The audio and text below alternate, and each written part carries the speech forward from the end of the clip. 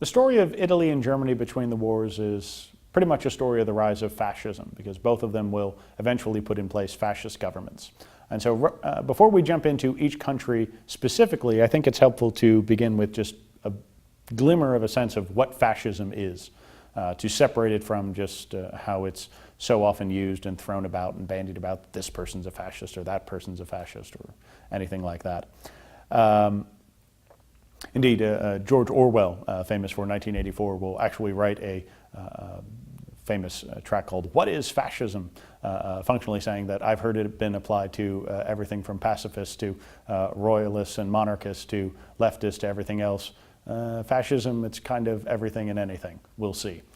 So what is fascism? Well, if you want to connect it to what we've talked about before, emerging out of the First World War, you have a Western civilization that is in deep crisis, a loss of confidence. And in all of this, the fascists seem to promise something new. I have here a quote by one of the main scholars of fascism, that they're promising a mobilizing myth. They're promising that they're giving the nation a chance to be reborn into something better, stronger, and newer. And functionally, a broad way to understand it is fascism promises a third way. If you want to think about it, there were sort of three trends or strands in European history. You have the way we've covered functionally from the beginning of this course, sort of the development of centralized states toward liberal, democratic, capitalist states that had largely gone off to war and destroyed themselves, and all the crises of confidence contained therein. The second strand is communism. That's the reaction to industrialization and capitalism and all the rest of that. And fascists seem to provide an answer that there's a third way, there's a third option. If you're upset or you are filled with doubt over the West, you don't have to turn to communism. There is this other option for you to pursue. And what fascists are trying to offer is this third way. And what fascists promises, they're going to create this new society that would bring people together to benefit one another and help you become part of a wider community, one where people would cooperate and come together, but would do so without falling prey to the problems of communism. They hope to offer a different solution than either of those sort of ways of Western civilization had promised. So that's what they're trying to do sort of in a broad sense. So let's turn to the specifics of each country. We'll start with Italy, as fascism really is crystallized as a political movement and political ideology by its leader, Benito Mussolini. As I indicated, fascism hoped to give people a glimpse of a glorious new future, a rebirth. So what is Mussolini's pitch? Well, he builds off functionally the only unity that most Italians have in common. Because remember, Italy is a new nation. It's formed finally in terms of incorporating Rome by the 1870s. So this is not a nation with a long history of national identity. The only thing they seemingly have in common was when they were once the mighty empire of Rome. And so he promises to bring about a glorious and new Roman Empire.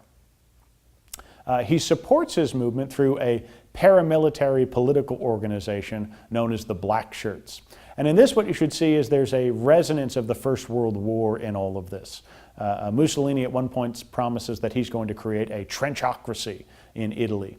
And by building this paramilitary organization, he's appealing to veterans of the First World War who missed that camaraderie, missed that connectivity of the men on the front, and he offers them a chance to do so in inflicting political violence against his rivals and threats. And he's even not above using sort of some pomp and circumstance to acquire his position of authority. In 1922, he undertakes what's known as a March on Rome, where his supporters are marching en masse towards Rome. And the government, specifically the king, who's quite fearful of a civil war if he resists, simply capitulates and gives power over to Mussolini and his fascist party. And as already mentioned in the first lecture of this module, Mussolini, once he acquires power, once he builds up his apparatus of the state, attempts to try and fulfill his goal to create a new Roman Empire. We already discussed the invasion of Ethiopia.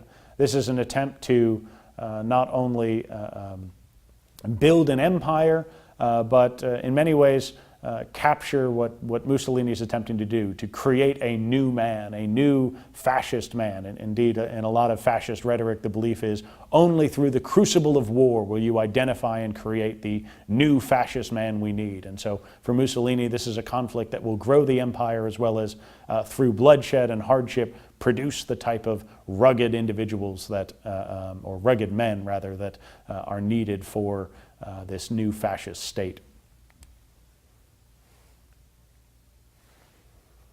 Turning to Hitler, I'm using in many ways the same type of outline for this reason. You should see, somewhat like Otto von Bismarck following in Cavour's footsteps in terms of the unification of Germany and Italy, in much the same way Hitler looks to Mussolini as a model to follow. If Mussolini promises a new Roman Empire, Hitler offers a people's community, a Volksgemeinschaft. For Hitler, this is going to be a classless, integrative society where people come together and work for one another. This is, if you will, Hitler's vision of a third way. You can get all the industry, you can get all the productivity, but you'll be freed from the defining yourself by class as communism alleges you must, and you'll be free from the competition and rapacious greed of capitalism and the weaknesses of the democratic order. If Mussolini had his black shirts, well, Hitler has his stormtroopers, his brown shirts. Again, in the same way, they're trying to recapture this sense of camaraderie and front experience. If Mussolini has his March on Rome, Hitler has his attempt at March on Rome. In 1923, he holds what's known as the Beer Hall Putsch. He attempts to march his supporters towards Munich so they can acquire control over that regional government, and it really doesn't go well. Unlike Italy, the government is not capitulating. The police assemble in the street and order their Hitler and his supporters to stop. They don't. The police open fire, and that's all she wrote for this march. A number of people are killed, others are wounded. Hitler himself is arrested and sentenced to prison. But his prison experience is important because during his time in prison, Hitler has the time to work through and crystallize, if you will, his political identity and his political ideology. And his goals for, if I ever get into power, this is what I'm going to do, he ends up outlining in a memoir/political treatise known as Mein Kampf, or My Struggle. So if Hitler doesn't manage it in a March on Rome style move, how does Hitler come to power? Well, Hitler and the Nazis really gain, the Nazi Party, which is his party, really gain from the fact that Germany is really devastated by the Great Depression. He has a lot of things in his favor already. The German people hate the Versailles Treaty, and Hitler promises to move against it. The German Weimar Republic is relatively weak and didn't possess the capabilities of resisting the pull towards political extremism. But by far the greatest help, if you will, to the fortunes of the Nazi Party is the Great Depression. Because the Great Depression hits Germany particularly hard and leads to many millions of people become unemployed in Germany. The economy of the Weimar Republic collapses. You have the famous images of the currency collapsing to such an extent that kids are playing with bricks of German currency because, well, just use it as toys because it's worthless anyway. Think of this like the American dollar being so worthless, you're playing with bricks of $100,000, $10,000 bills because, oh, who cares? You could just use it as a toy. Again, the Weimar Republic had always been in a state of sort of malaise and trending towards recovery, but never quite there. Whatever support it has, though, through the global economy is undercut by the Great Depression. And this really starts to turn in the Nazis' favor, because in 1932, Hitler is in such a position, his Nazi Party has grown in such strength, that he's able to undertake a campaign for president. He runs against the famed war hero Paul von Hindenburg, and despite the fact Hitler loses, he showcases a great showing. He makes around 38% of the vote. And this is an incredible rise in the fortunes of his party, given that as early as 1928, the Nazi Party had only managed to win 12 seats in the German parliament. And so this is a massive rise in popularity and power, that he's from 28 to 32, he's now a strong second in the run for president.